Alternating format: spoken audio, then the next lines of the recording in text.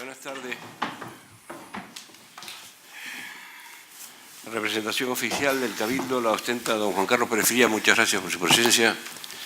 La representación oficial de la Administración, que íbamos a contar con el viceconsejero, con la directora de la agencia tributaria, los llamaron y es verdad, estaban en Madrid porque los vi yo en el telediario, que por lo visto tenían que irse a Madrid, y la disculpa es de verdad porque los dos que iban a venir estaban sentados allí en la mesa de negociación.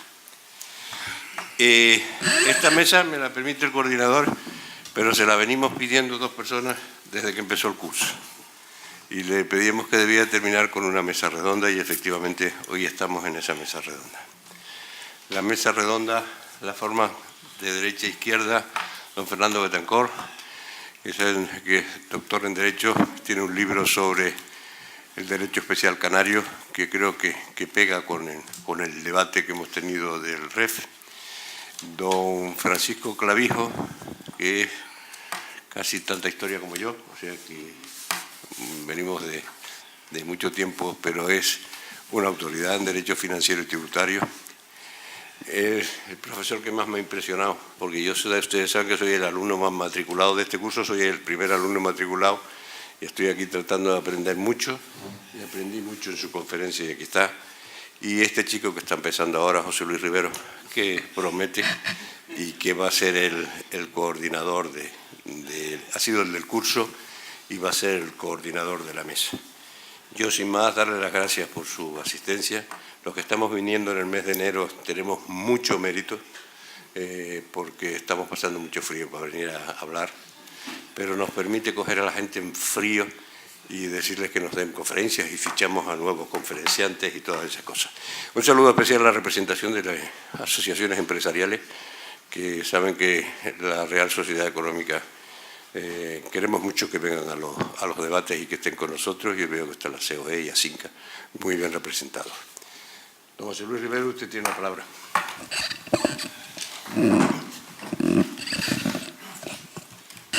Muy bien, pues muchas gracias, director. Vamos a empezar la mesa, si les parece, por dos intervenciones que se refieren a los aspectos institucionales del régimen económico fiscal de Canarias. A lo largo de las conferencias, con frecuencia, ha ido saliendo los aspectos del REF como institución en relación con una reforma posible, quizás futura o no, de la Constitución, o con, por ejemplo, con el Estatuto de Autonomía, el proyecto de Estatuto de Autonomía de Canarias hoy en debate, o cualquier otra cuestión relacionada con los aspectos institucionales del REF. Así que primero vamos a tener dos intervenciones sobre esto. En segundo lugar, aprovechando un trabajo que recientemente ha terminado don Rodolfo Espino, vamos a poner la mirada sobre el diferencial fiscal entre Canarias y el resto de España. Como saben, siempre tenemos, en todo lo que hacemos sobre el REF, siempre tenemos puesto una parte de la mirada en el diferencial fiscal, el mantenimiento de ese diferencial fiscal. Pero llevábamos años sin calcularlo, llevábamos muchos años sin hacer ese cálculo del diferencial completo. Y Rodolfo Espino lo ha hecho y lo ha terminado recientemente. Entonces va a exponer todo este complejo cálculo que ha realizado en estos últimos meses.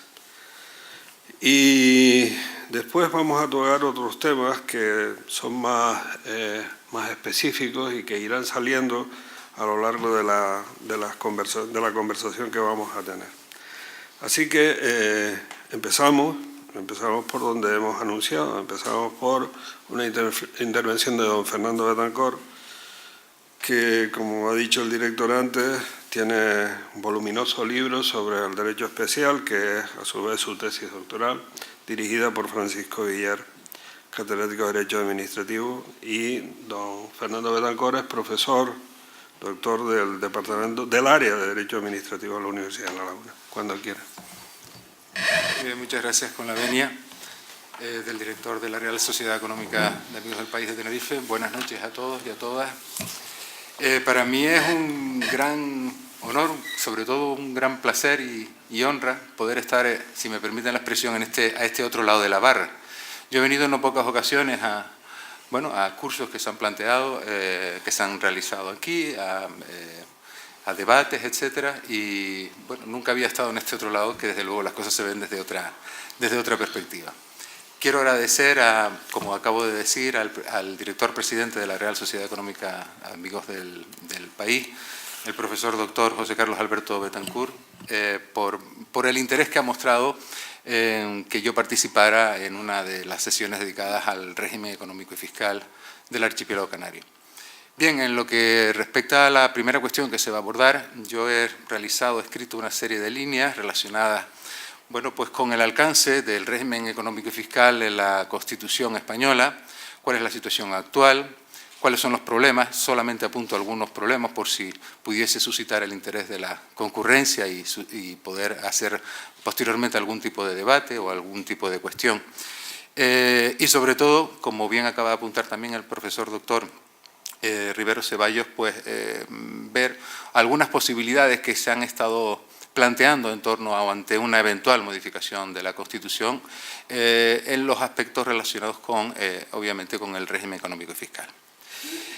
Bien, el régimen económico y fiscal del archipiélago canario es una institución jurídica que obtiene máximo rango normativo desde la entrada en vigor de la Constitución española de 1978, a través de su disposición adicional tercera. De naturaleza especial, su ámbito territorial de aplicación queda circunscrito, como ustedes saben, al archipiélago canario, correspondiendo la titularidad, y esto me parece importante subrayarlo, correspondiendo la titularidad de su configuración normativa con carácter exclusivo a las instituciones centrales del Estado. Quiere esto decir que el REF es un régimen especial del Estado para Canarias. En cambio, no es posible, por consiguiente, afirmar que sea el REF una parte integrante de lo que podríamos denominar como derecho autonómico de Canarias. El REF es una de las instituciones jurídicas que integran efectivamente lo que denominamos el derecho especial canario. Probablemente la más trascendental de todas ellas, además del modelo de organización administrativa peculiar que está encarnado, como ustedes saben, a través de los cabildos insulares, o las singularidades contenidas también en el régimen electoral general, en este caso a través de la circunscripción electoral para la elección de senadores, circunscripción electoral insular, insisto. Todos estos ámbitos a los que me acabo de referir cuentan con referencias normativas explícitamente contenidas en la Constitución del 78. Me estoy refiriendo, bueno, ya les dije anteriormente, el REF en la disposición adicional tercera, pero también los cabildos insulares en el artículo 141.4 o el régimen electoral especial, por así decirlo, en el artículo 69.3 de la Carta Magna. Seguidamente, y en relación con la proyección institucional del REF, considero preciso recordar que la garantía institucional constituye una categoría conceptual a través de la cual se determina el nivel de protección específico que la Constitución otorga a una concreta institución, preservándola, de este modo, del poder ilimitado de configuración normativa que ostenta el legislador ordinario.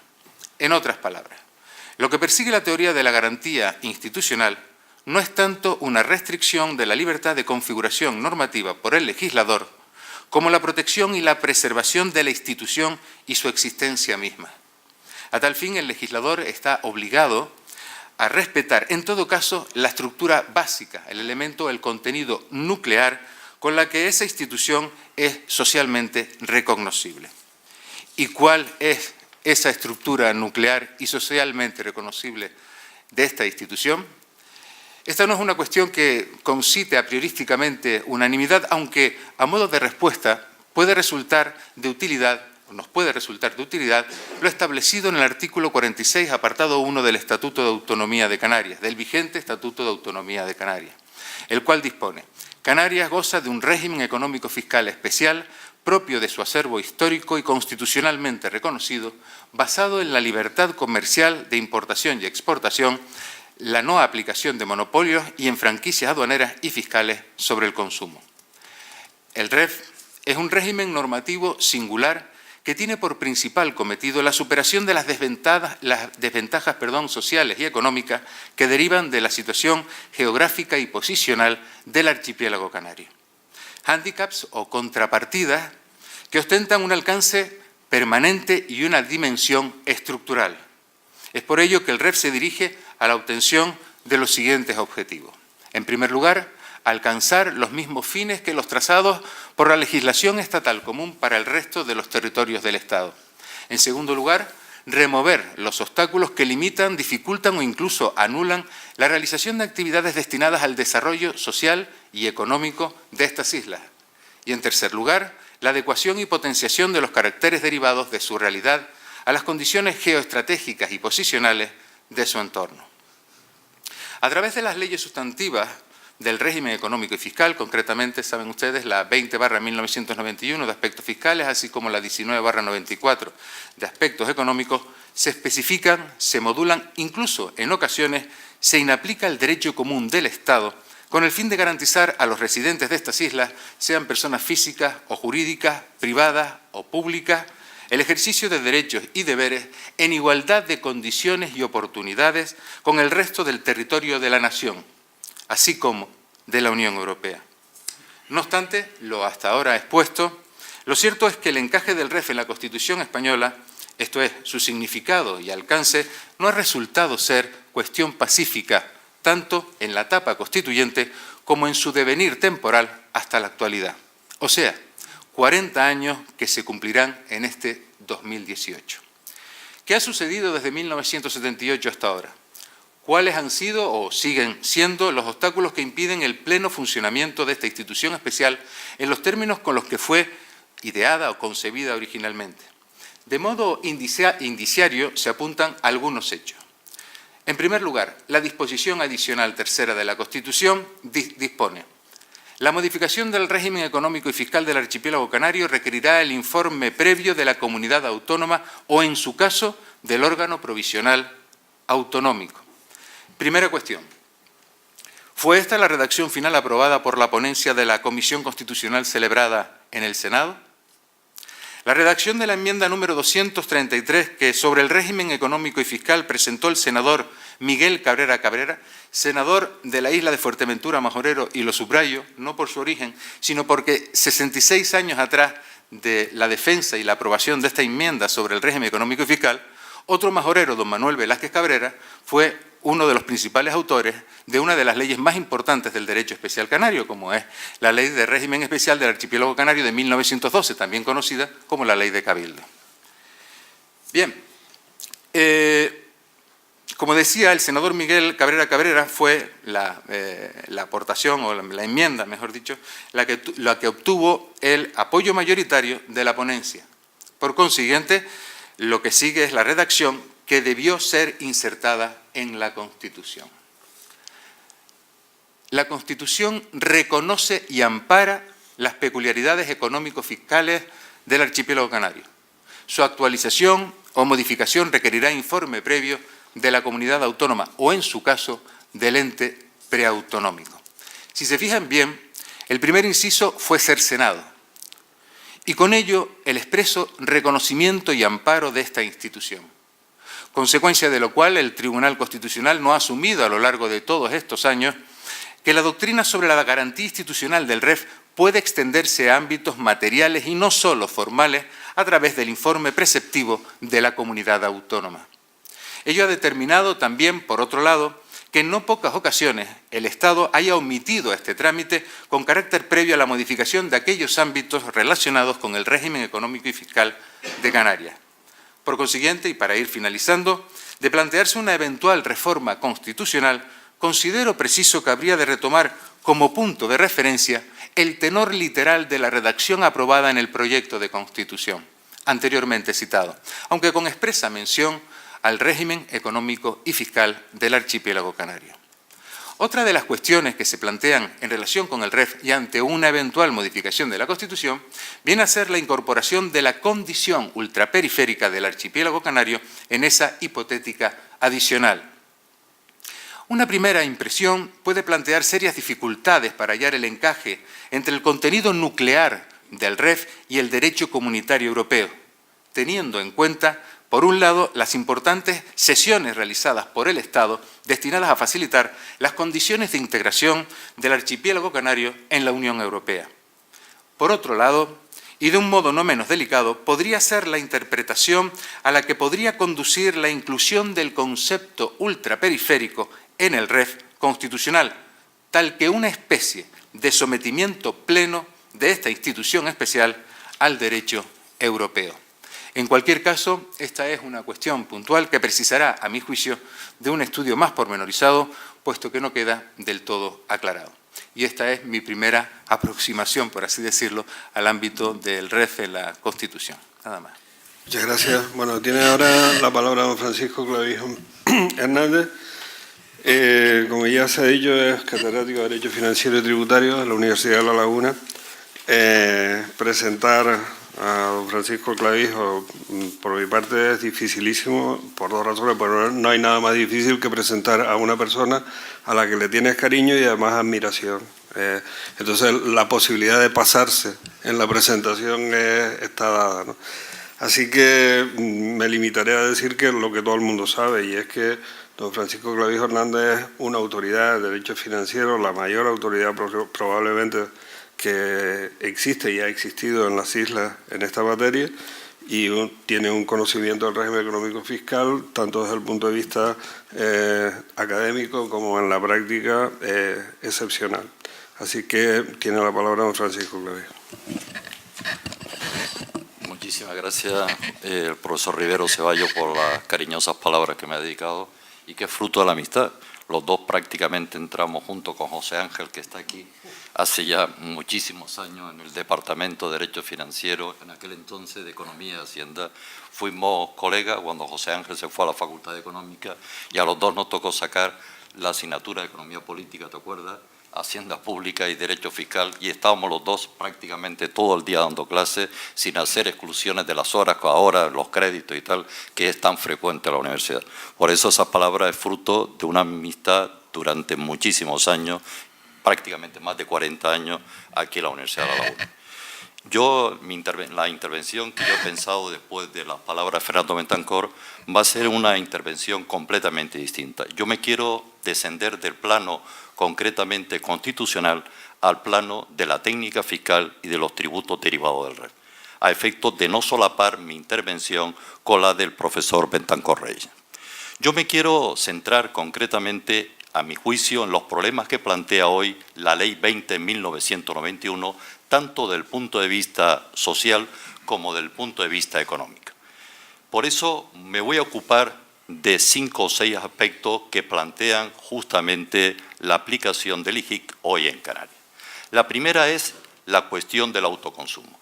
Como sabe, el autoconsumo está por el artículo 9 de la ley, no sujeto al impuesto general e indirecto canario. Esto fue en el año 1991, cuando se estaba debatiendo la ley, una cuestión bastante debatida. Por una parte, había una oposición, que era la que yo defendía, que era que el autoconsumo tenía que estar sujeto en Canarias. Y por otra parte, estaba otra tesis, que fue la que triunfó, que me imagino por una mala interpretación de la franquicia sobre el consumo, entendía que tenía que estar no sujeto. Quiero aclarar lo que es el autoconsumo, refiriéndome al autoconsumo externo de bienes. El autoconsumo externo de bienes consiste en la transferencia del patrimonio, de bienes del patrimonio empresarial al patrimonio particular. Pero con la particularidad que deben tener ustedes en cuenta que cuando ese bien se integró en el patrimonio empresarial, tenía derecho a la deducción del IGIC soportado. Por tanto, yo compro un bien, piensen concretamente en un ordenador, justamente lo afecto al patrimonio empresarial, tengo derecho a la deducción del IGIC soportado y luego se lo regalo a mi hijo o me lo llevo a casa. En ese caso, ocurre que ese bien que lógicamente estoy utilizando y por tanto estoy consumiendo, lo estoy consumiendo libre de impuestos. Libre de impuestos. Por tanto, en el artículo 9 de la ley se ha creado prácticamente un paraíso fiscal donde se pueden consumir bienes sin haber tributado por el impuesto general indirecto canario. Igual ocurre, como le explico a los alumnos de la facultad cuando examino el autoconsumo externo de bienes, con la mesa al despacho, que lo llevo de la mesa de comedor a la casa. En ese caso, tengo derecho a deducir el IGI soportado por estar afecto al patrimonio empresarial y luego, lógicamente, cuando me lo transfiero al patrimonio particular, lo estoy consumiendo libre de impuestos. Precisamente por esto, y recuerdo perfectamente que era una enmienda del Partido Socialista que defendió don José Segura, en ese tema se planteó la sujeción del autoconsumo al impuesto general indirecto canario. Como esa ley efectivamente fue una ley bastante polémica a la hora de regular el ámbito del hecho imponible del impuesto, se estableció en la disposición adicional 9ª de la ley que el autoconsumo podría quedar sujeto al impuesto general indirecto canario a través de la Ley de Presupuestos Generales del Estado a iniciativa de la Comunidad Autónoma de Canarias. Este año, hace 25 años que entró en vigor el impuesto general indirecto canario. Todavía, en esta materia, no se ha tomado ninguna iniciativa por parte de la Comunidad Autónoma para regular el ámbito del impuesto.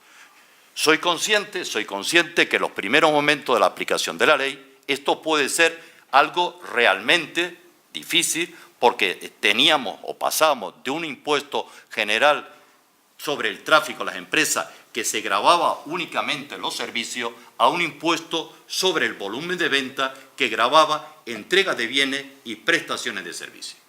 Y soy consciente que todos estos hechos imponibles podían efectivamente plantear problemas a la Administración tributaria. Pero pasados los años, creo que una iniciativa al respecto, a efectos de determinar el ámbito impositivo del impuesto general indirecto canario, hubiese sido más que necesario. Otro aspecto que plantea problema el impuesto, y esto lo hemos hablado muchísimo en el departamento, el profesor Génova Galván y el que les habla, era el de los tipos de gravamen del impuesto. Quiero situarnos en el año 1991. En el año 1991, como consecuencia de la, creo que mala interpretación por parte de los grupos empresariales de lo que era un impuesto sobre el volumen de venta, se estableció que todos los bienes que proceden de las industrias quedaban sujetos a un tipo reducido del impuesto. En cambio, los servicios quedaban sujetos al impuesto general. Esto, como todo lo que nos ha tocado aplicar el impuesto, ha sido algo bastante complejo en la aplicación del impuesto, porque muchísimas veces el ámbito empresarial no sabe si esto estaba sujeto al tipo reducido o estaba sujeto al tipo general o a algún tipo incrementado.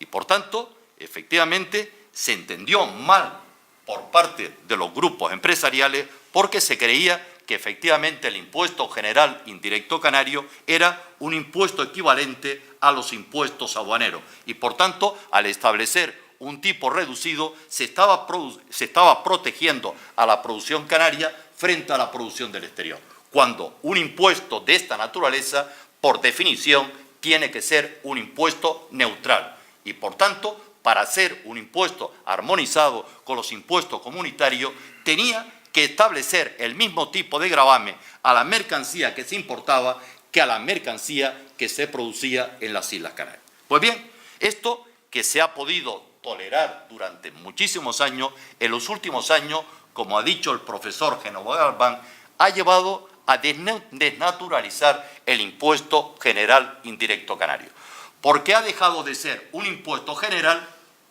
a un impuesto de consumo específico. Si ustedes ven la ley de presupuesto de este año, es para echarse a temblar. Concretamente, está justamente que se establece a tipo cero los productos relacionados con la higiene femenina.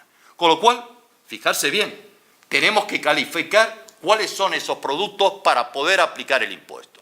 Y estamos volviendo a la técnica del impuesto sobre el gasto o de la contribución de usos y consumo después de la Guerra Civil. Pero no estamos en esto. Llegamos concretamente que se establece un tipo cero, se baja del 3 al 0%, no hay ninguna justificación, apoyo a las personas con discapacidad. Con lo cual, fijarse bien desde el punto de vista de la técnica impositiva, hemos convertido a un impuesto que por definición tiene que ser un impuesto objetivo, gravando la compra de los productos iguales de la misma manera, a un impuesto subjetivo que es propio de la imposición directa. Con lo cual, el tema es preocupante.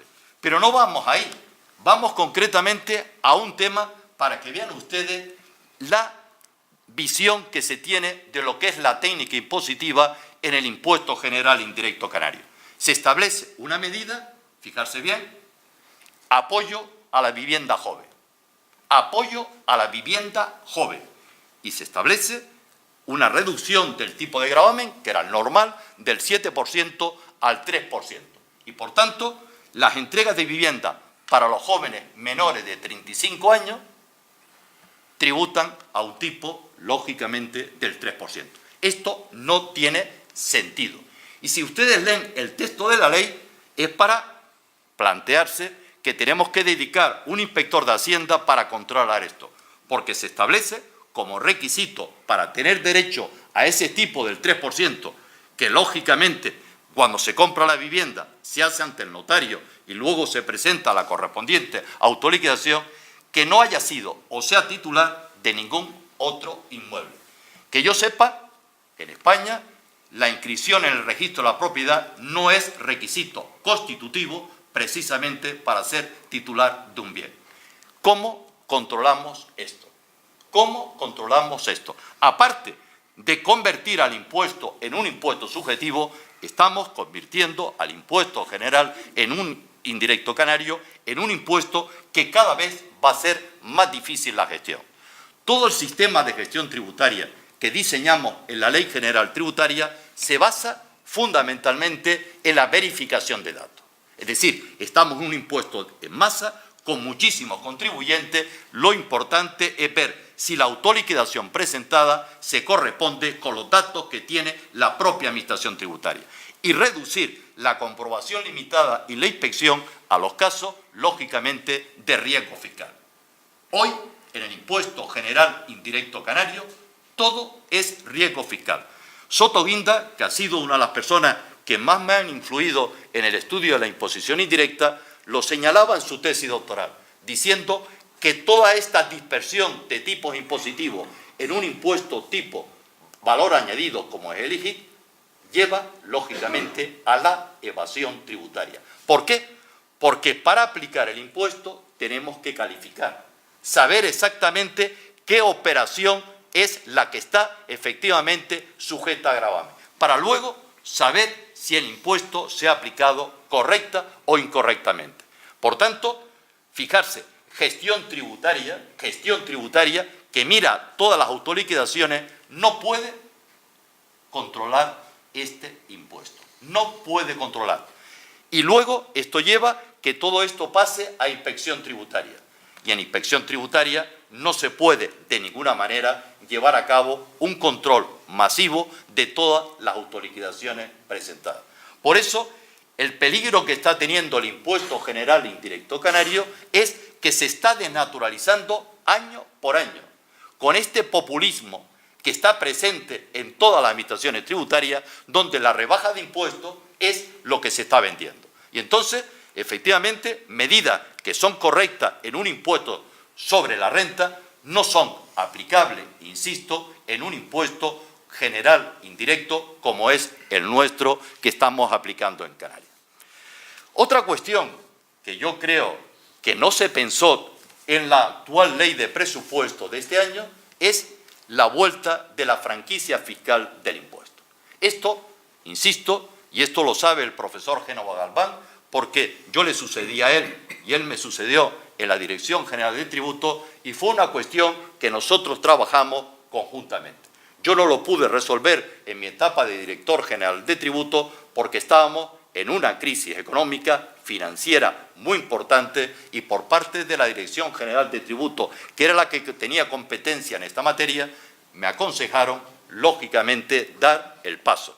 Yo solamente di el paso de que los pequeños empresarios que estaban en la franquicia fiscal, si ellos lo consideraban conveniente, podían renunciar a la franquicia.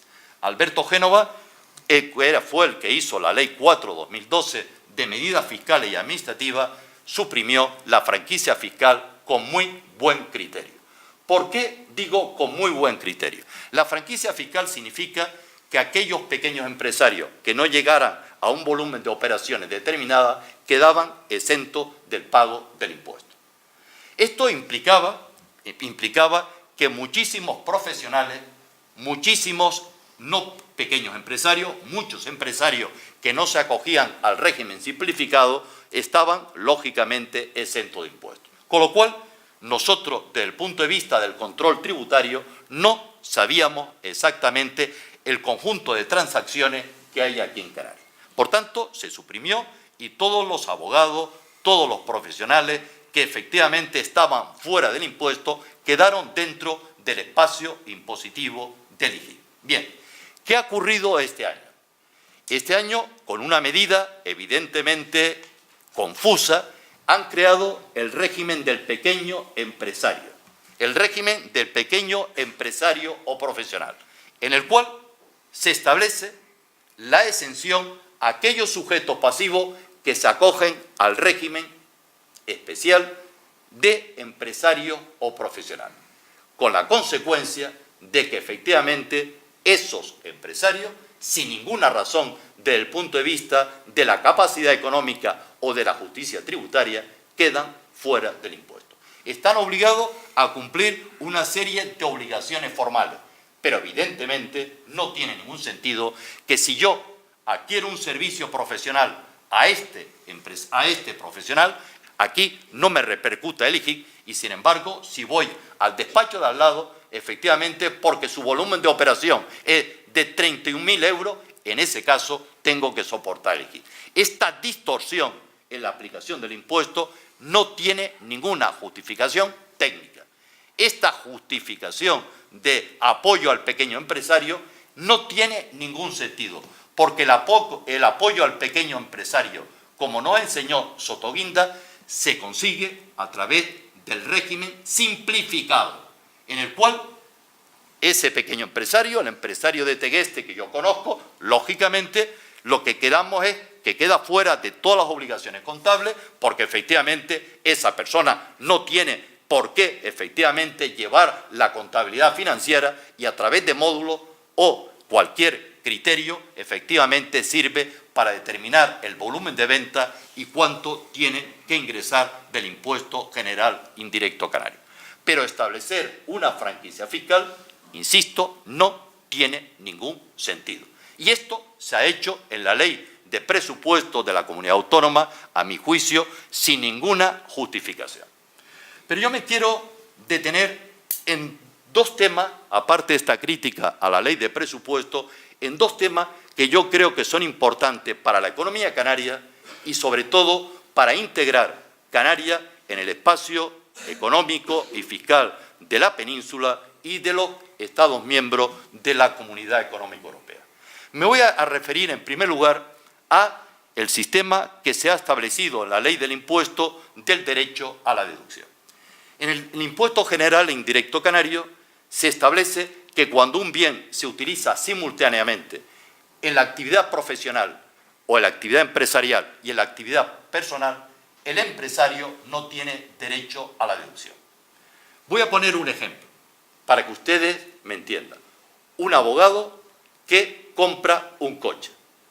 Cualquier abogado que acaba en la Facultad de Derecho, que es joven y que lógicamente, o una mujer abogada, que efectivamente tiene que llevar los niños al colegio.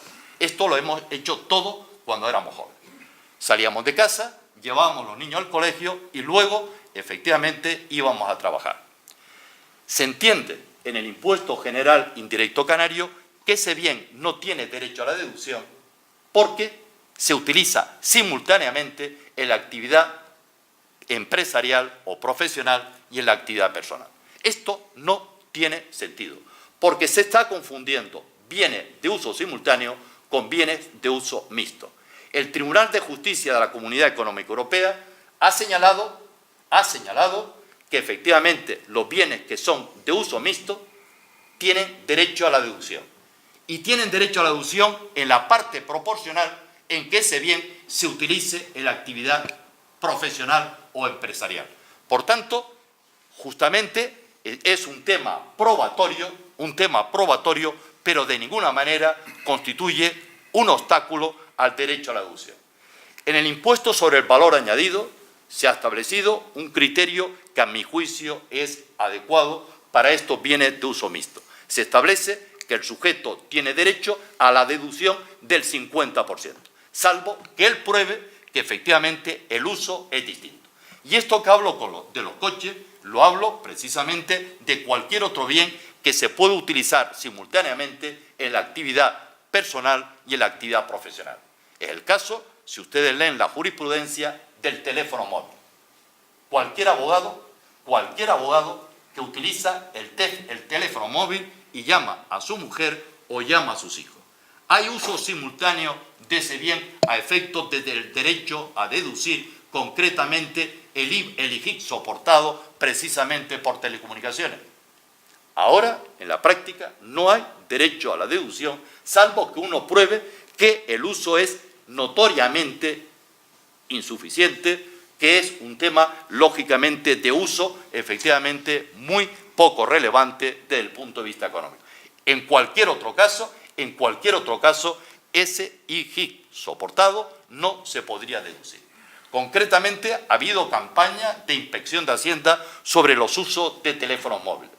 Y el tema, si ustedes lo pueden ver en la jurisprudencia, es realmente ya sangrante.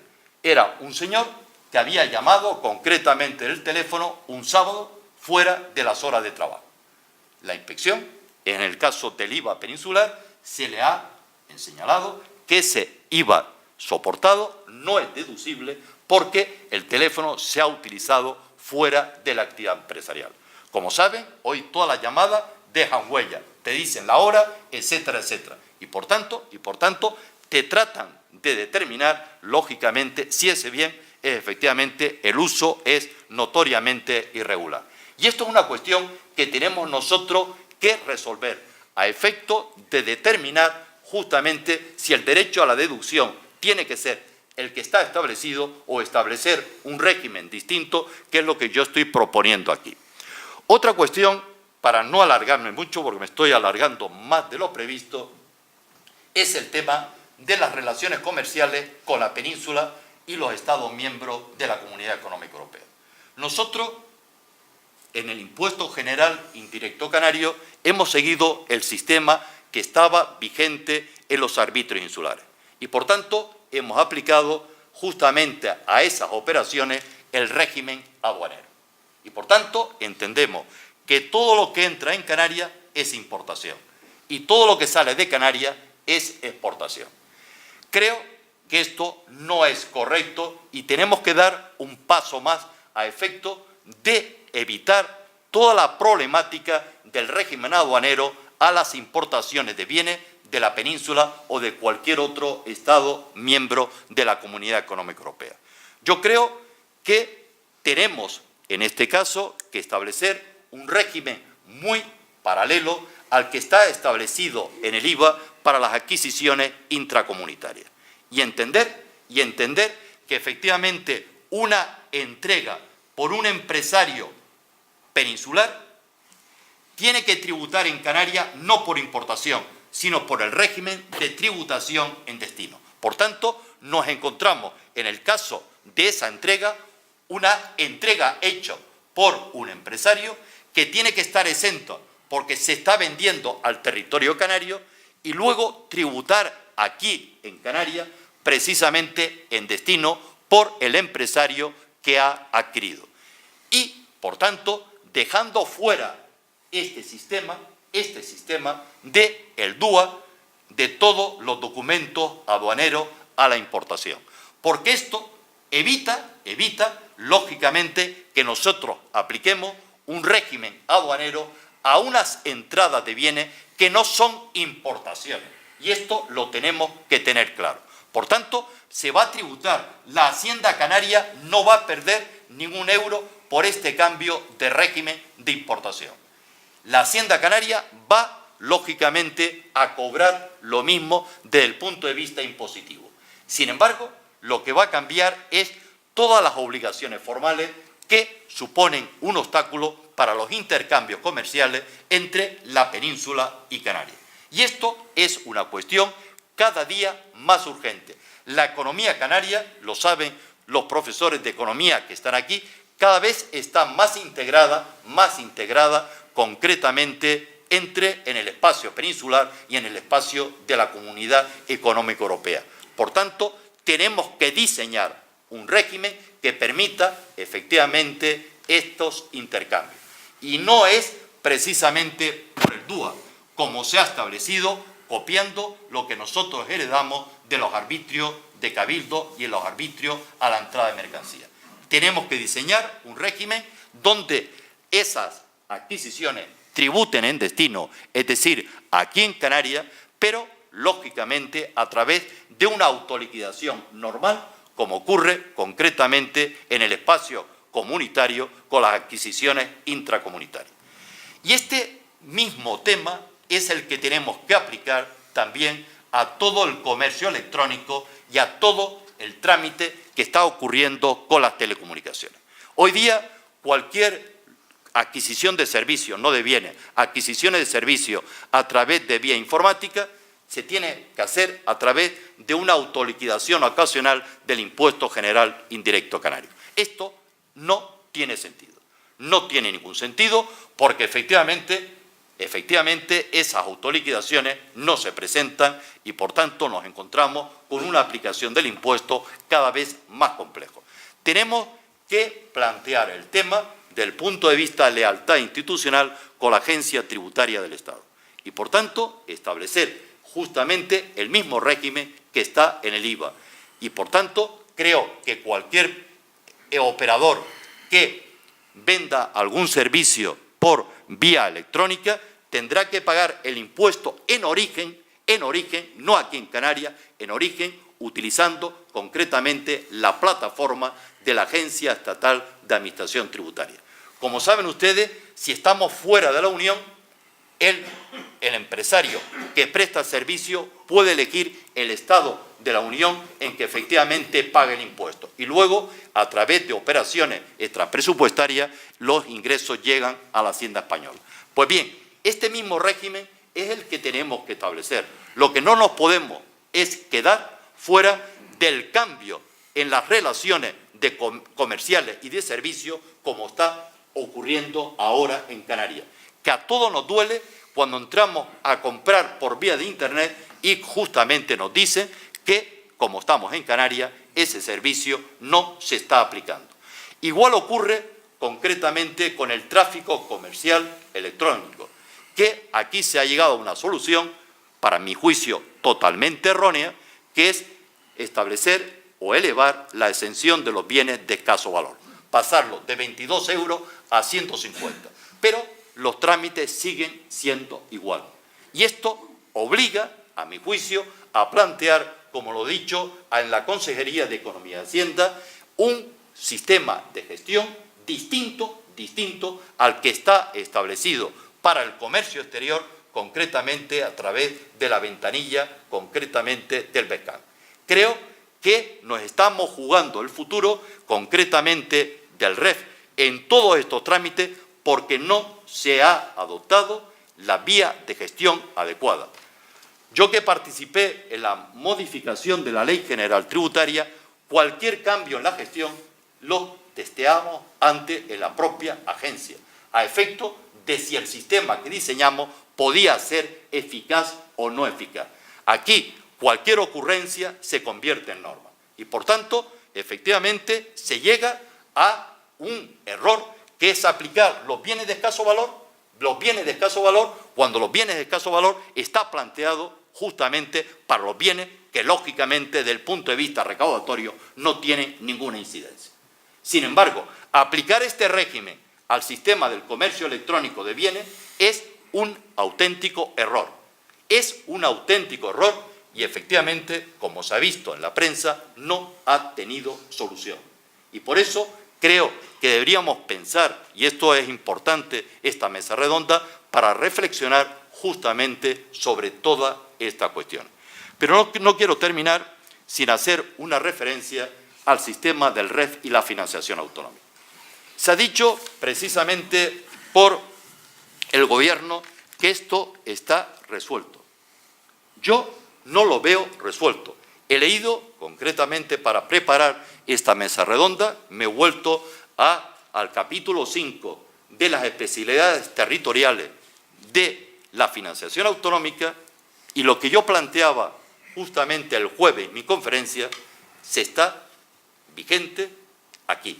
Se dice concretamente, la Comisión, creo, estoy leyendo, la Comisión recomienda que el grado de integración en el sistema de financiación autonómica de los ingresos tributarios de la Comunidad Autónoma Canaria ligados al REF, es decir, los tributos derivados del REF, que son IJIC, AIEN y el impuesto de matriculación, se pacte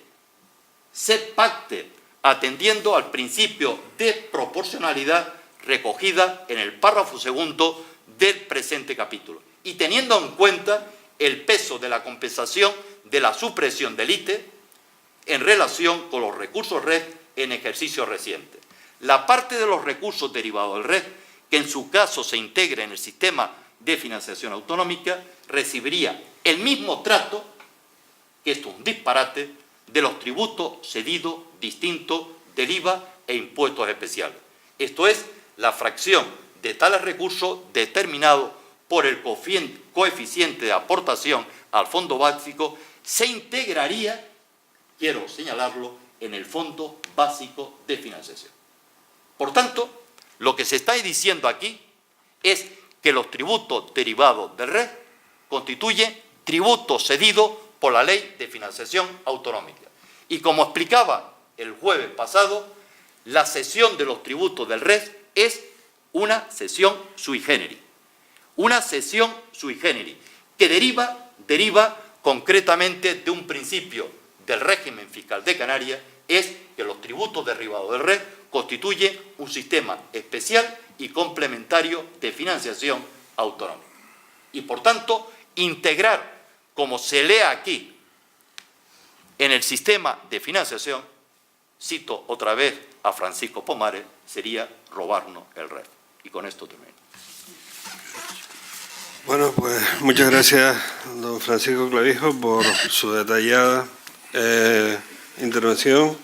Y ahora vamos con don Rodolfo Espino, que es profesor titular de Economía Aplicada de la Universidad de Las Palmas de Gran Canaria y que explicará someramente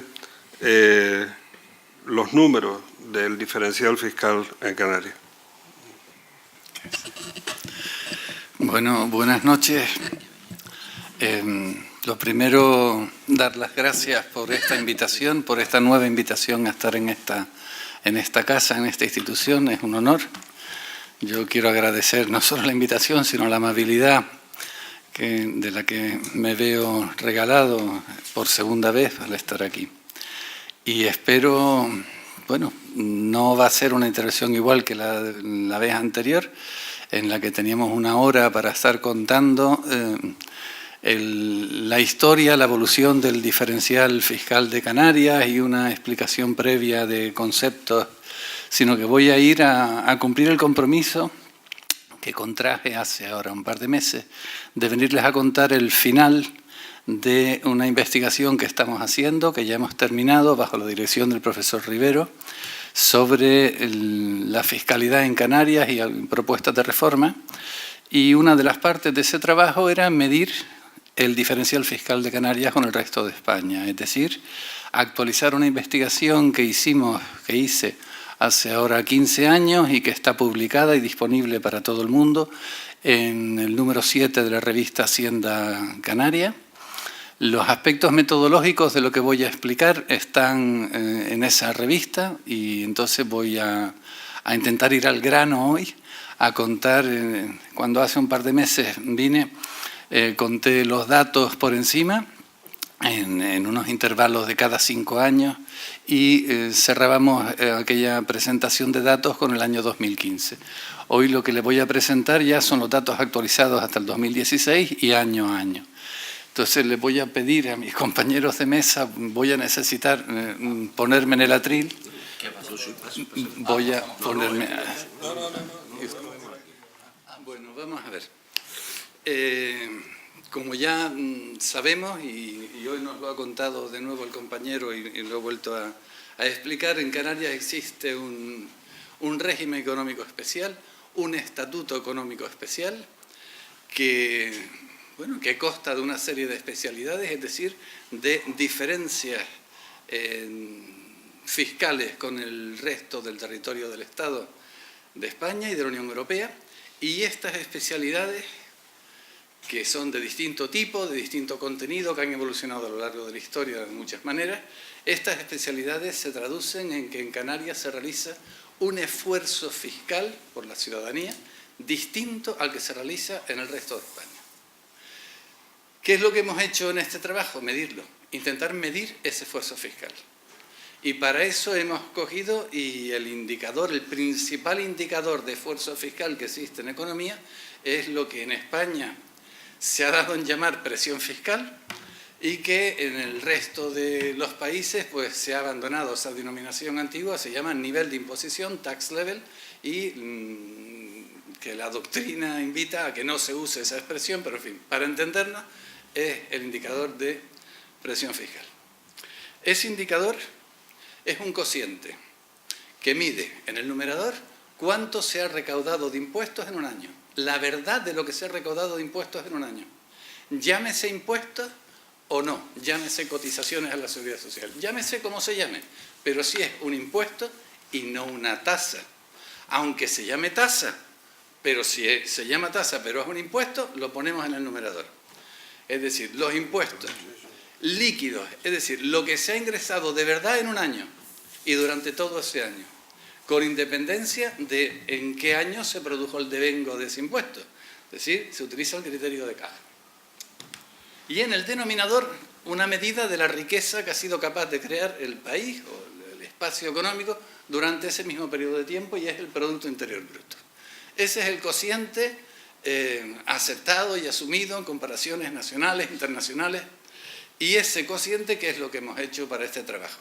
Hemos ido a la OCDE, que hace un cálculo todos los años del nivel de imposición de los países miembros de la OCDE y de esa media, y entre ellos España, y eso se publica en unas estadísticas que publica la OCDE, que están disponibles gratuitamente para todo el mundo en Internet. Y lo que sí que hemos tenido que hacer nosotros es construir ese indicador para Canarias. ¿Cómo? Buscando uno a uno cada uno de los datos de cuánto se recauda en Canarias por cada uno de los impuestos que se aplican en Canarias, llámese o no impuestos, que no son 1, ni 2, ni 3, sino que son muchos más, como luego veremos. Y esto lo hemos ido preparando, elaborando, hasta dar con estos datos que tenemos aquí. Aquí tenemos el resumen de 35 años de historia de Canarias, desde el año 82 hasta acá, desde que se aprueba el Estatuto de Autonomía en el año 82, cuál ha sido el nivel de imposición en Canarias. Es decir, el esfuerzo fiscal que se hace en Canarias en relación a nuestra capacidad de riqueza. En el año 82, la medición era 14,2. En el año 2016, no se ve en la diapositiva porque está un poquito rodada, pero el último dato es el del año 2016, es el 24,2. En 35 años, el esfuerzo fiscal, el nivel de imposición en Canarias ha subido 10 puntos exactamente. Dio la casualidad, clavado 10 puntos, de 14,2 a 24,2. Siguiendo esa secuencia, esa serie de datos que se ve ahí, y donde no he puesto todos los datos de cada año para no meterle ruido al dibujo. ¿Qué ha pasado en España en este mismo periodo de tiempo? Pues ahora tenemos arriba los datos del nivel de imposición para el caso español, que en el año 82 eran 24,3. O sea, en 35 años, Canarias ha pasado a estar como estaba España hace 35 años, exactamente al mismo punto. Décima arriba, décima abajo. Y España en estos 35 años ha subido 9,2 décimas. Ha pasado del 24,3 al 33,5. ¿Vale? Lo que hay en medio, esa barra azul que he dibujado en medio, eso es el diferencial fiscal. Esa es la medida de la diferencia entre el esfuerzo fiscal que se hace en Canarias y el esfuerzo fiscal que se hace en toda España, incluida Canarias. Ese es el diferencial. Y eso es lo que hemos medido. ¿Cuáles son los dos puntos de máximo de esta serie? En Canarias, el máximo de esfuerzo fiscal se registró en el año 99 y no llegó al 25%. Esto fue el punto máximo. Después bajó y ahora estamos, pues eso, 24 y pico. El máximo en España, según la OCDE, es el 36,4 y se alcanzó en el año 2007, justo en el año en el que empieza la crisis. Después bajó por efecto de la crisis. 36,4. En investigaciones anteriores metíamos también los datos de la OCDE y de la Unión Europea. En este caso he evitado esos datos para no meterle ruido al dibujo, los de la OCDE, porque los de la Unión Europea ya la OCDE ha dejado de calcularlos y de publicarlos y deja que sea la propia Unión Europea la que los haga.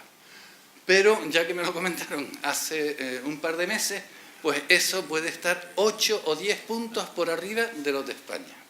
Es decir, el esfuerzo fiscal que se realiza en España es de los más bajos de la Unión Europea, 7, 8 o 10 puntos por debajo por término medio en esta serie de años.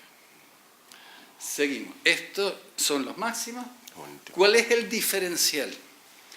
En el año 82, al iniciarse la experiencia autonómica, el diferencial eran 10,1 puntos. La diferencia de esfuerzo fiscal entre Canarias y España. El último dato calculado para el año 2016 es 9,2. Se ha perdido casi un punto de diferencial. ¿Eso es bueno o es malo? Yo no voy a entrar a hacer juicios de valor. Simplemente es lo que es. Hay un diferencial menor del que había. El máximo del diferencial se registró en el año 91 y fueron casi 16 puntos de diferencial. Recordemos 10, 9,2, pues 15,7. Y el mínimo se registró en el año 94 y fueron 8,9. En el conjunto, aquí tienen un cuadrito con esos datos, los más relevantes resumidos en un cuadro. La media del diferencial en estos 35 años, porque una cosa es el comienzo y otra cosa es el final. La media del diferencial han sido 11,2 puntos. En los primeros años llegó a ser la media, hasta el año 2000 era 11,7. Del año 2000 hacia acá, la media viene siendo un 10,4. ¿Vale? En los últimos años ha disminuido, pero en el conjunto de los 35 años, ya que estamos viendo toda la experiencia autonómica, pues la experiencia autonómica es que era 11,2. ¿Eso está bien, está mal? Yo insisto, creo que de momento vamos a verlo, a tener el dato, a poderlo medir, porque este es un dato que interesa para la política económica, saber cuánto es, dónde estamos.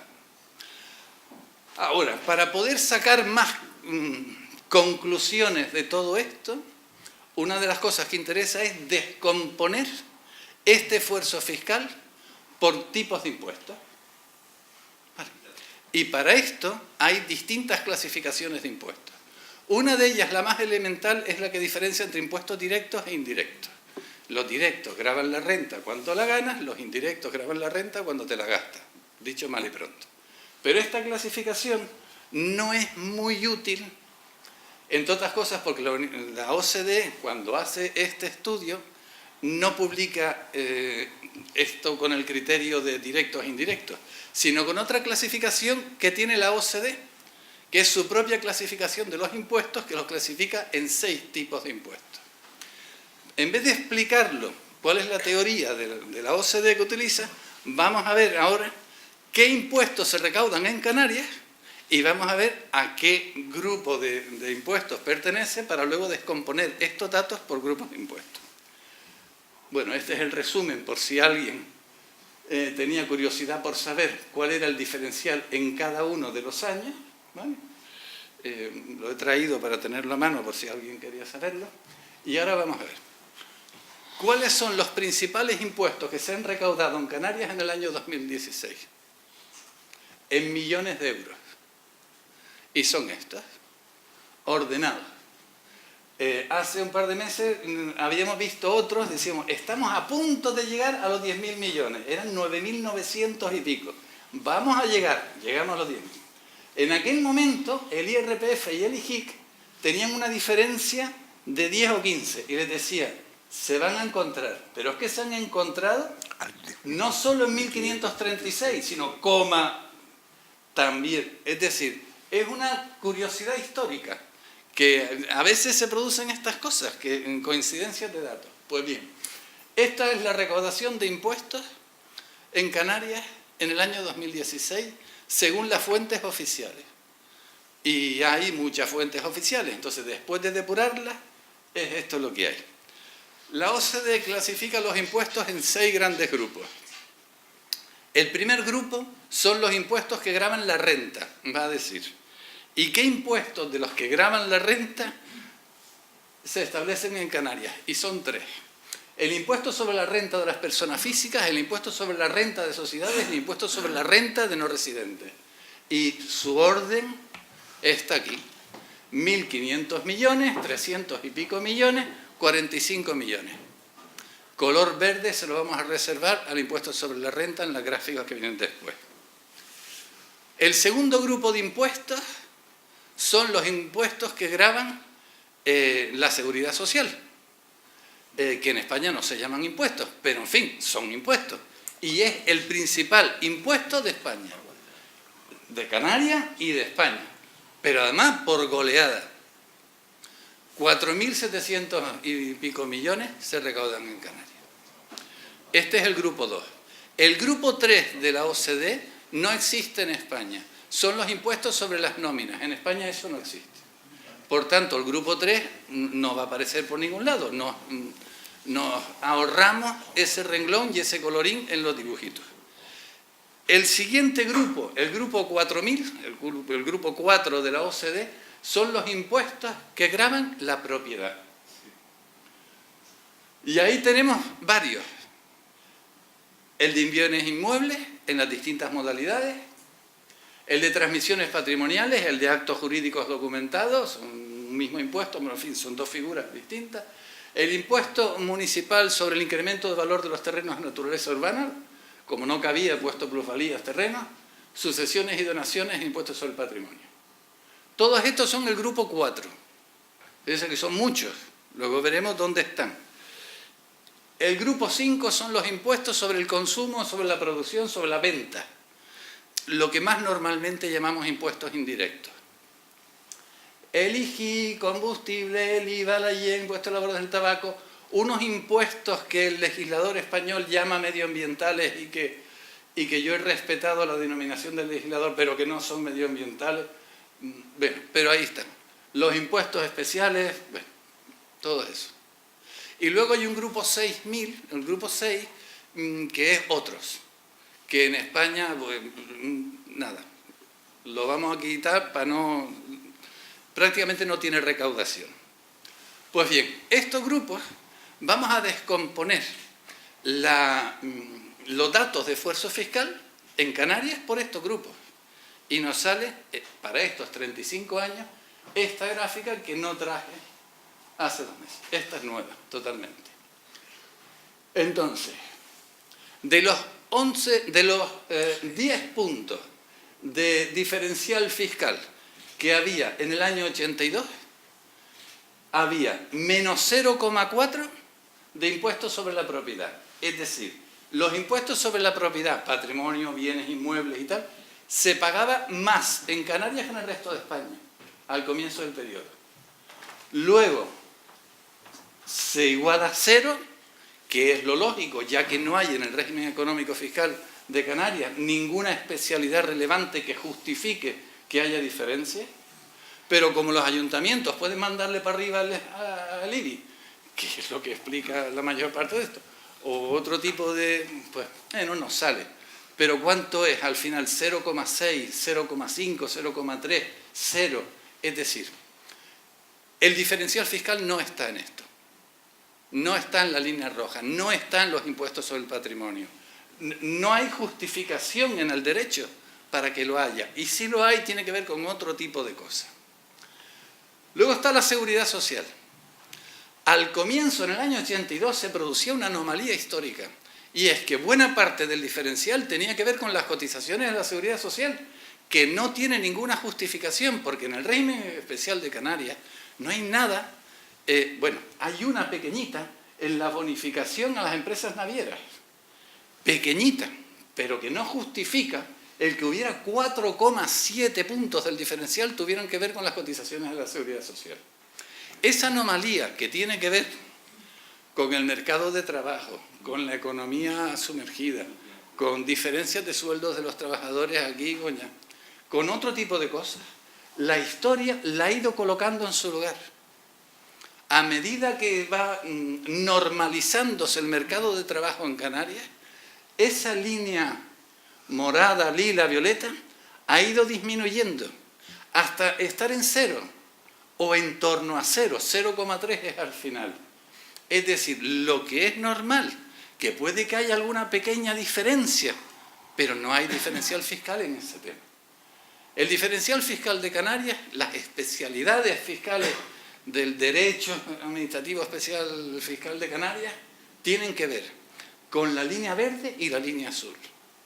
La línea verde, recordemos, impuestos sobre la renta de personas físicas, sociedades y no residentes. La línea azul, IJIC, AYEM, bueno, en otros periodos el APIC, y esos otros impuestos, combustibles. Bueno, al comienzo del periodo, de esos 10 puntos de diferencial, 3,3 eran debidos a los impuestos sobre la renta. Ya en ese momento existía el régimen especial del Fondo de Previsión para Inversiones. ¿Vale? La RIC se inventa más tarde, en el año 94. ¿Vale? Pero ya había especialidades. Y un régimen especial de la deducción por inversiones y otras, que justificaban que existiera ese 3,3, que luego sube, luego baja, sube para allá arriba. Ese diferencial verde, por decirlo así, en el impuesto sobre la renta. Y luego 2,5 se debían al diferencial de lo que hemos llamado de toda la vida la franquicia sobre el consumo. El diferencial en la imposición sobre el consumo era 2,5. Llegó a ser el 6. De la misma manera que el diferencial en el impuesto sobre la renta llegó a ser el 6,7. Justo antes de empezar la crisis económica del 2007. Con la RIC a pleno funcionamiento. Con la deducción por inversiones a pleno funcionamiento. Y con la crisis cae la actividad económica, cae la RIC, cae la deducción, cae todo y cae lo verde. Pero lo que es relevante es que ese 3,3 y ese 2,5 han pasado a ser un 4,9 y un 3,2. Es decir, el grueso del diferencial fiscal entre Canarias y España en la actualidad ya no se explica por eso que pone el Estatuto de Autonomía de la libertad comercial, la ausencia de monopolios y las franquicias aduaneras especiales sobre el consumo. Eso ahora es 3,2. El grueso de la especialidad ahora está en la imposición sobre la renta, en la RIC, en la deducción por inversiones, en la zona SEC, en la bonificación a bienes corporales, es decir, en los otros elementos del REF que están pasando desapercibidos en los textos que estamos queriendo reformar para asegurar, para garantizar la institución del REF. está pasando desapercibido el hecho de que, de alguna manera, si eso queremos que siga, hay que protegerlo. Hay que protegerlo, porque la realidad de nuestro diferencial fiscal hoy no está tanto en la fiscalidad indirecta como en la directa. No es el 3,2, es el 4,9. Bueno, y esto era lo que iba a contar, así de breve. Y sacamos.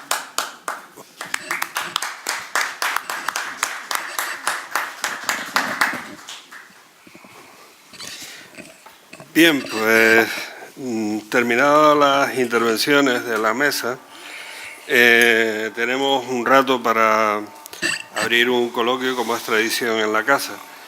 Y yo lo que les pediría es que las intervenciones, siempre lo pido, pero en este caso mucho más porque son las 8:15, que las intervenciones, las preguntas o las intervenciones sean cortas y que las respuestas a su vez también sean lo más sintéticas posible. Así que si alguien quiere intervenir. Los doctores presentes en la sala. O sea, en la presión fiscal española está incluida Canarias. Sí, sí. ¿Y has tratado de depurar? No, vamos a ver. Vamos a ver. Igual no lo expliqué del todo bien. Los datos de la parte de arriba, los datos del nivel de imposición en España, yo los tomo de las estadísticas de la OCDE. No opero con ellos en absoluto. Copio y pego. Y no solamente el total, sino la desagregación por grupos de impuestos. La que pone. La que pone. El trabajo nuestro ha sido elaborar el de Canarias para ponerlo debajo y establecer el diferencial. ¿Qué sentido tiene quitar el de Canarias del de España? Primero, que no podría hacerlo sin entrar a riesgos de que te digan estás manipulando las cifras.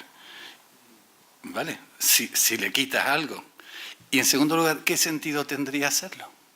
¿Para qué querríamos quitarle el de España los datos de Canarias? Sí, pero lo relevante es el espacio económico del que tú formas parte. No te estás comparando con Italia ni con Francia, sino te estás comparando con el país del que formas parte. Eso es lo mismo que en comercio exterior, ¿no? Parece Canarias como el conjunto de España. Lo que sí que hice en otra investigación anterior fue intentar medir qué parte de este esfuerzo responde a imposición autonómica y qué parte a imposición estatal. Eso sí lo intenté. Y salían unos resultados que se prestaban a mucha demagogia y entonces decidí que no lo volví a hacer. ¿Vale?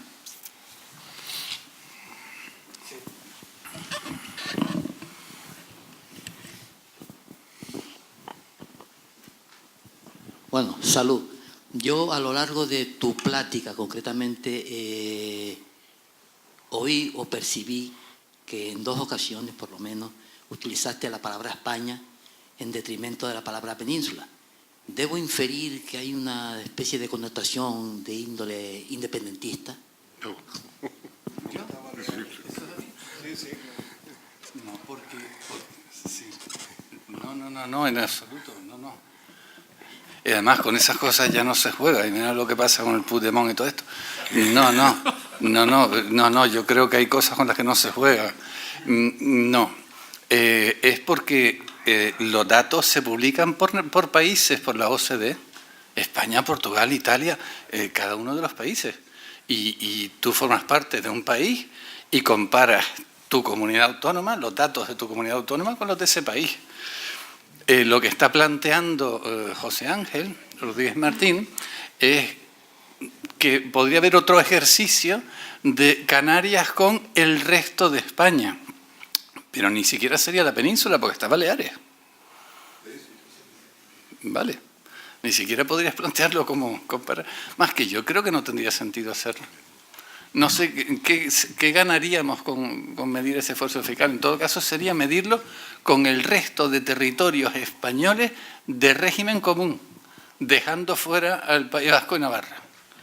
En todo caso, Pero fíjate, Rodolfo, que, por ejemplo, Eurostat en su momento, en las estadísticas de comercio exterior, ubicaba Islas Canarias aparte, con lo cual podía restarle al conjunto de España o de Canarias y saber Eurostat, poderlo hacer, lo podemos hacer, porque la OCDE publica los datos, no solo agregados, sino que te publica la información, te la da la recaudación impuesto por impuesto.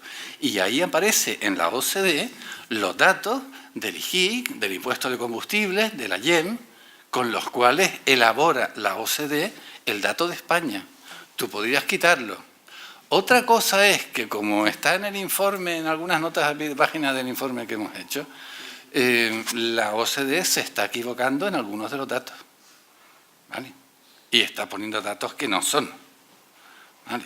¿Por qué? Pues porque, yo qué sé, porque el cosmos es muy grande y se le escapan algunas cifras, pero yo le he detectado errores, ¿vale? Comparando los datos de la OCDE con los de la intervención de la Comunidad Autónoma de Canarias, que son los que me creo. ¿Vale? ¿Alguna intervención? Sí. María te lo prueba. Sí. Una cosa que no me quedó clara en la primera...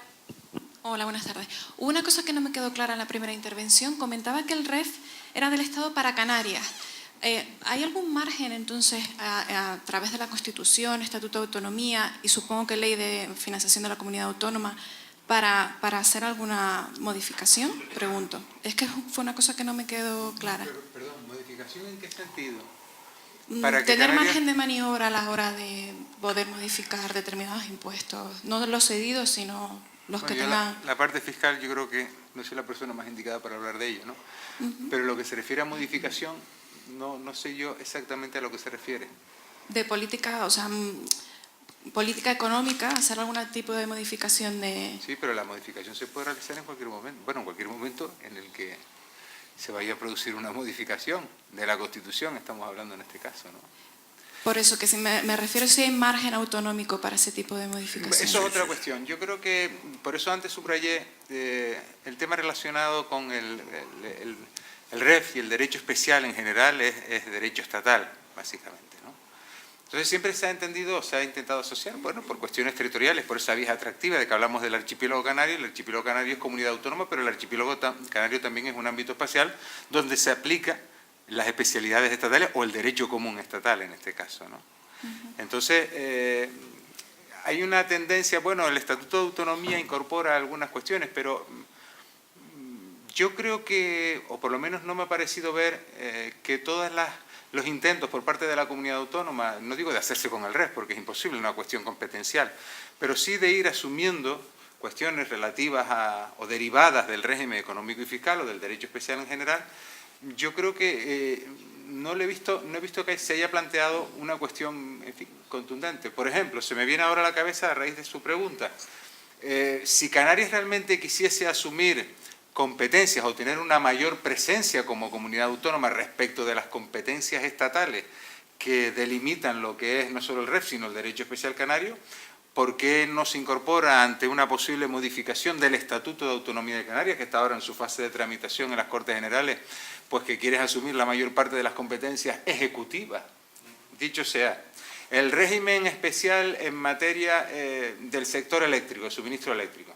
No solamente las autorizaciones a las que tiene competencia de las nuevas instalaciones de producción que tiene la competencia de la comunidad autónoma, sino todas las fases que conlleva el régimen especial del suministro, bueno, que lo haga la comunidad autónoma, se puede hacer. Lo mismo con la Ley General de Telecomunicaciones. Canarias, en la comunidad autónoma, ¿podría asumir competencias ejecutivas en materia de telecomunicaciones? Sí, podría asumirlas también. Y así sucesivamente con todo. Yo me estoy refiriendo ahora mismo a los ámbitos económicos del REF, ¿no? a la parte más económica. Se podría hacer. Lo que pasa es que yo, curiosa o paradójicamente, no lo he visto. Perdonen, a lo mejor no he leído todo el texto, pero a lo mejor resulta que lo han puesto, pero yo no me he dado cuenta ni siquiera cuando se produjo la primera modificación del Estatuto de Autonomía en el año 96 que se hubiese incluido en ninguna de las competencias ejecutivas. Una cosa que no deja de ser paradójica, ¿no? Porque si por un lado decimos, bueno, el REF es estatal, pero también Canarias queremos nosotros tener una cierta disponibilidad, ¿no? Más allá del el informe preceptivo al cual hace referencia la disposición adicional tercera de la Constitución. Pero sinceramente yo no he visto por ese lado nada. Igual que con el régimen me viene a la cabeza todos los sectores. El régimen del tema del gas, por ejemplo, o las competencias ejecutivas, qué sé yo, en el transporte, que es importantísimo en Canarias, el transporte aéreo, el transporte marítimo. Yo no he visto nada de eso, una cosa que me sorprende. Si realmente se pretendiese mantener un vínculo, una conexión de la comunidad autónoma más férrea con las instituciones estatales especiales para Canarias, yo creo que probablemente el conducto sea, que se me ocurre ahora mismo, sea ese, ¿no? No veo otro, por una cuestión competencial meramente. Gracias.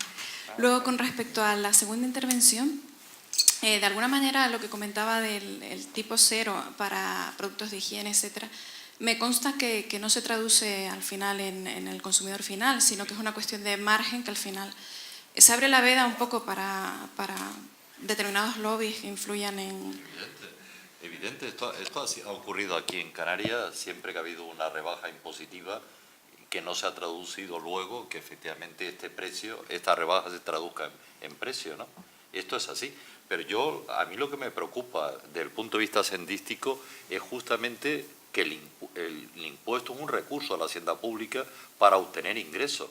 Y ese es el tema, que hay una rebaja impositiva, como la que he señalado en la ley de presupuesto de este año, que va a ser muy difícil la gestión tributaria. Y con esto estamos favoreciendo la evasión tributaria. Esto es lo que yo no llego a entender, porque esto es todo lo contrario de lo que es un impuesto sobre el volumen de venta, que el objetivo es justamente la cuenta del Grupo 7, que sea la base imponible, y yo le aplico el tipo de gravamen. Con eso puedo determinar perfectamente la recaudación. El impuesto no es un impuesto sobre el volumen de venta, sino la venta de un artículo que yo tengo que calificar.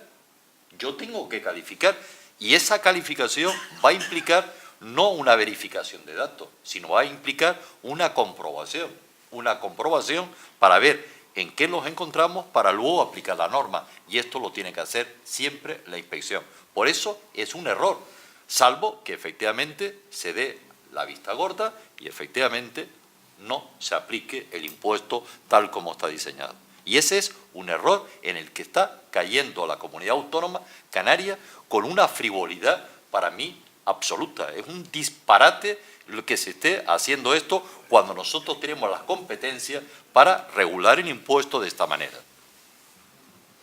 Y por último, con respecto al régimen que comentaba de pequeño empresario de la antigua franquicia, ¿qué repercusiones tiene entonces para la prorrata y los bienes de inversión, por ejemplo? Porque ahí también se establece ahora una casuística. Yo creo que lo que se va a ocurrir en este caso es evidentemente que no debe ser un sector diferenciado y por tanto va a quedar fuera, evidentemente, como ocurre con la exención de los minoristas, que es un sector diferenciado por imperio de la ley a efecto de calcular concretamente la aplicación del impuesto. Tenemos el sector general y el sector diferenciado y por tanto no va a influir para el cálculo de la prorrata, no va a influir para el cálculo de la prorrata en absoluto.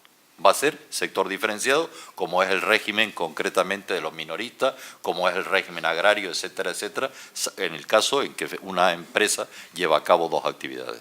¿Entiendes? Muy bien, gracias. ¿Las intervenciones? Sí. Ahí.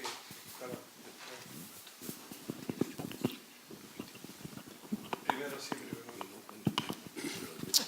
sí, buenas noches. Yo, ciudadano de a pie, por ejemplo, cuando me hablan de teorías económicas y eso, pues me queda un poco ondulando las palabras por el aire y eso y tal, y no aterrizo muy bien. Pero yo me voy a lo práctico. Llenemos esta habitación inmensa de billetes de 500 que serían muchos cientos de miles de millones, si no está la mano de obra del trabajador, serían simplemente papeles que se pudrirían con el tiempo. Mas, sin embargo, llegado el momento de reparto de utilidades, siempre hay control para el trabajador que no puede ganar más de esto, más de lo otro. Mas, sin embargo, el control de utilidades de los empresarios no lo veo por ningún sitio. Simplemente me quedo pues un poco en la duda si la teoría económica es muy práctica en ese respecto. Después también, por ejemplo, una de las cosas, por ejemplo, que me gustaría preguntar, las crisis económicas, ¿quién las paga siempre? Al primero que le bajan los pantalones siempre es al trabajador, al ciudadano de a pie, desde los impuestos que le ponen, que se los sacan de la manga, pues tanto los gobiernos como los mismos empresarios, ¿ya? Al subir los impuestos, los precios de las cosas y tal. Y después, por ejemplo, otra de las cosas que me gustaría preguntar es, la RIC, ¿qué fue de la RIC? ¿Conoce alguno el resultado de la famosa RIC que tanto nos hablaron, que nos decían que el 90% de las utilidades de los empresarios iba a ser dedicado a buscar trabajo y eso y tal? ¿Dónde está? Bueno, ya sé que me estaba dando bueno, nada más, simplemente eso. La RIC sí me gustaría que dijeran ustedes algo. Sobre la reserva por inversiones tiene el informe del Consejo Económico y Social de Canarias, tiene todos los años, tiene tanto la dotación como las materializaciones, ahí tiene todos los datos y en internet pincha y lo tiene. No, Víctor. Sí, buenas noches. Una pregunta a los tres. En caso de futuras modificaciones o reformas del REF, ¿seguirían con la misma línea de modificación desagregando el REF parte económica y parte fiscal o considerar el REF como un todo? Buena pregunta.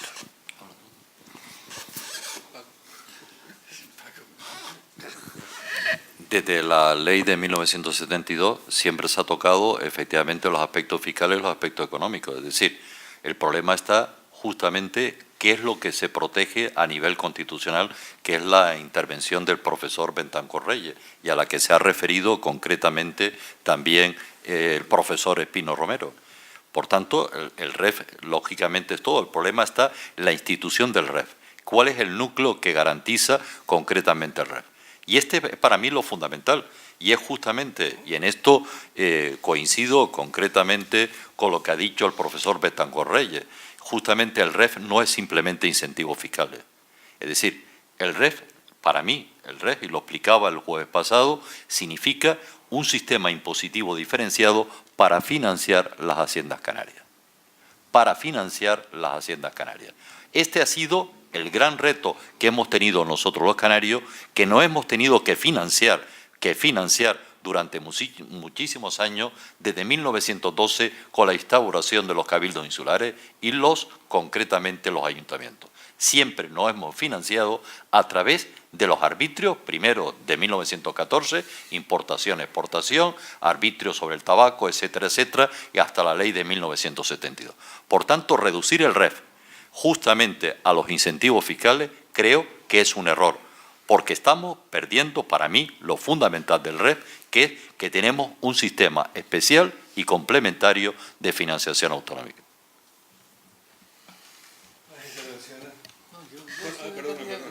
A mí no me importaría comentar. Hay una cosa de la que nunca se habla, y ¿sabes? Yo sí que haría, yo por meter más metralla al asunto, cambiarle el nombre. Porque el nombre de REF viene del régimen de la época de Franco, donde no aceptó el régimen que aquello se llamara estatuto, que era el nombre que los del IUDE le querían dar. Los del IUDE elaboraron una propuesta de estatuto político, administrativo y económico para Canarias. Y el régimen no aceptó aquello. Y quiso romper la unidad de la oposición, que en aquel momento iban contra ellos en el año 71, desde el 69, 71, y la rompió. Y ahí está la historia de José Sabate Forns, de cómo consiguió el Fondo de Previsión para Inversiones y otras tantas cosas. Pero el régimen de Franco le puso el nombre régimen a la ley.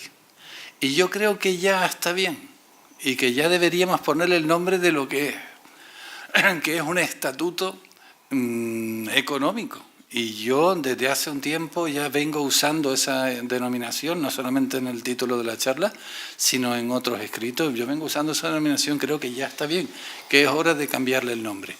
Pero como los nombres no cambian a la hora de la verdad, el que la gente... pues tampoco es una cuestión mayor, sino es una propuesta. Igual alguien la coge...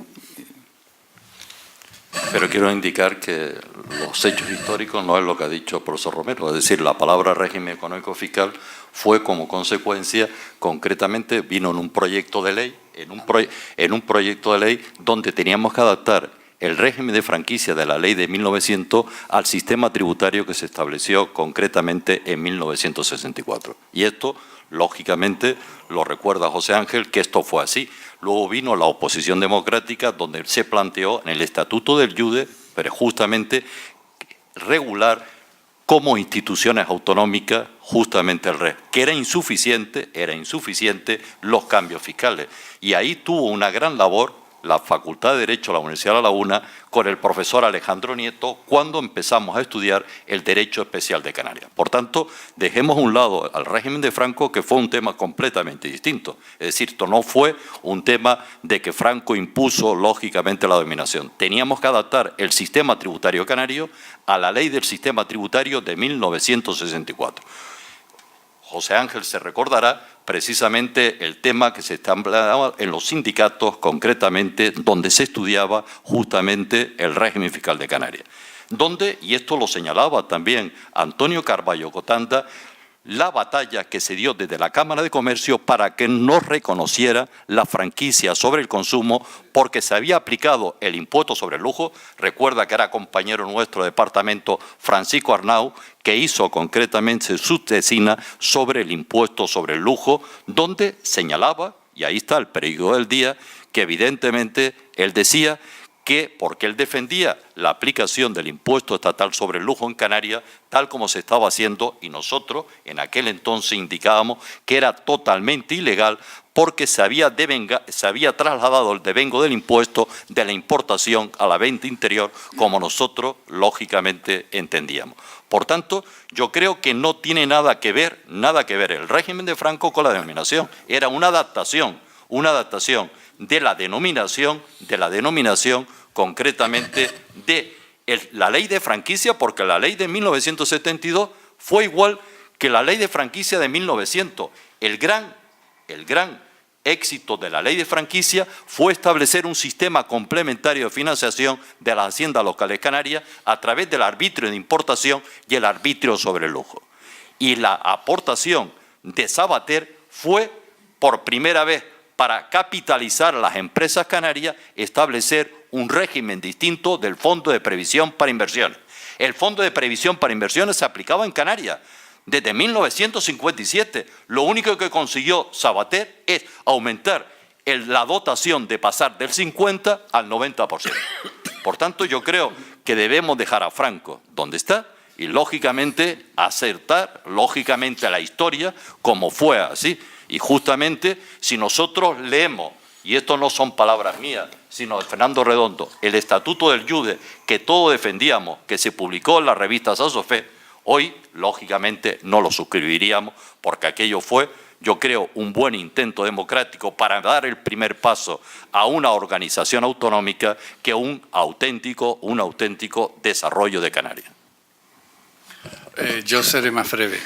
Yo creo que la expresión, estamos de acuerdo en todo lo demás, seré más breve porque estoy de acuerdo en todo lo demás, pero la expresión REF no es histórica de Canarias, sino desde ese antecedente. 69, por desde eso, 1969. Sí, pero es que las especialidades fiscales canarias vienen desde el siglo XV. Pero porque el régimen es un conjunto de normas y es adaptar lo que se aplicaba en Canarias, porque la palabra régimen es un conjunto de normas, nada más.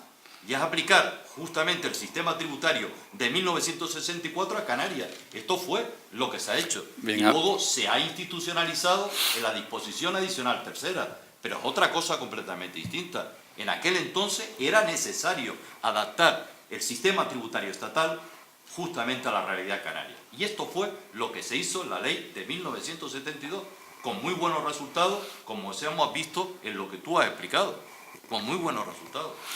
Yo vuelvo a insistir en que históricamente esa no es la denominación era privilegio, fuero, Puerto Franco, ha tenido otras denominaciones. En el conjunto de 5 siglos de historia, la expresión REF tiene muy poco recorrido. Que no es relevante, es un nombre. Exacto. Pero en fin, son opciones. ¿El nombre? Sí. Terminado. No, terminó usted. No, yo decirle que claro, yo siempre, cuando estoy sentado aquí, pues estoy viendo, sobre todo cuando están hablando de estos temas, porque yo vuelvo a recordar que soy ginecólogo, catedrático de ginecología, pero ginecólogo. Pero creo que esto, con un comentario que me hicieron hace unos días, yo creo que las reales sociedades económicas del país siguen teniendo su sitio. Si lo que se produce en estas sociedades es un debate como el de hoy, está claro no solo que tenemos sitio, sino que somos necesarias. Estar sentados distintos aspectos de la sociedad, aprendiendo uno y enseñando otro, me parece que sigue siendo fundamental para que la sociedad civil camine y sepa de qué estamos hablando. Y con eso se levanta la sesión y muchas gracias de nuevo. Esperemos que baje el frío y venga más gente.